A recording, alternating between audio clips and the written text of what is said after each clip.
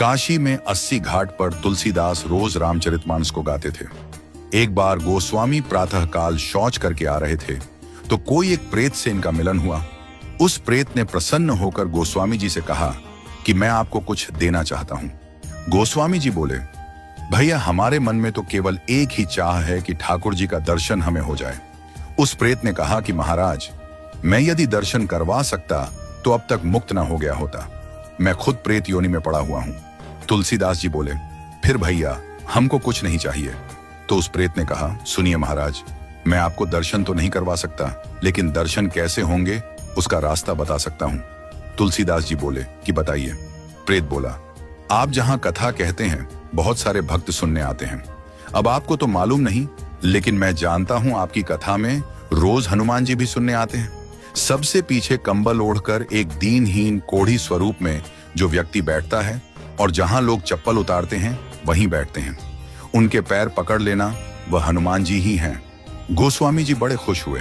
आज जब कथा हुई तो गोस्वामी जी की नजर उसी व्यक्ति पर थी और जैसे ही वह आया और बैठा तो गोस्वामी जी दौड़ पड़े और जाकर चरणों में गिर गए।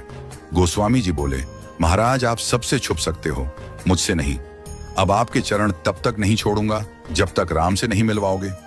ये कहा तो हनुमान जी दिव्य स्वरूप में प्रकट हो गए। तुलसीदास जी बोले, कृपा करके राम से मिलवा दो, अब और कोई अभिलाषा नहीं है। हनुमान जी बोले कि आपको राम जी जरूर मिलेंगे, लेकिन आपको चित्रकूट चलना होगा। गोस्वामी जी चित्रकूट गए, मंदाकिनी में स्नान किया, कामदगिरी की परिक्रमा की, खोज रहे हैं कि प्रभु कहां मिलेंगे। सामने से दो राजकुमार घोड़े पर आए, एक गौर वर्ण और एक श्याम वर्ण। उन्होंने रास्ता पूछा तो तुलसीदास जी ने बताया और वो चले गए। फिर हनुमान जी प्रकट हुए और बोले, अभी जो राजकुमार घोड़े पर थे वही तो राम और लक्ष्मण थे। आपसे ही तो रास्ता पूछा और आपने नहीं पहचाना। ये चूक हम सब करते हैं। न जाने कितनी बार भगवान सामने आए हों और हम पहचान नहीं पाए हों। सबका आदर करो, क्योंकि न जाने किस रूप में नारायण मिल जाएं। गोस्वामी जी बोले, हनुमान जी आज बहुत बड़ी गलती हो गई, कृपा करवाइए फिर मिलन हो। हनुमान जी बोले, धैर्य रखो, फिर मिलेंगे। गोस्वामी जी मंदाकिनी के तट पर स्नान कर चंदन घिसते हुए श्री राम जय जय राम गा रहे थे। ठाकुर जी बालक रूप में आए और बोले, बाबा चंदन बहुत प्यारा घिसा है, थोड़ा मुझे लगा दो। गोस्वामी जी ने दिया।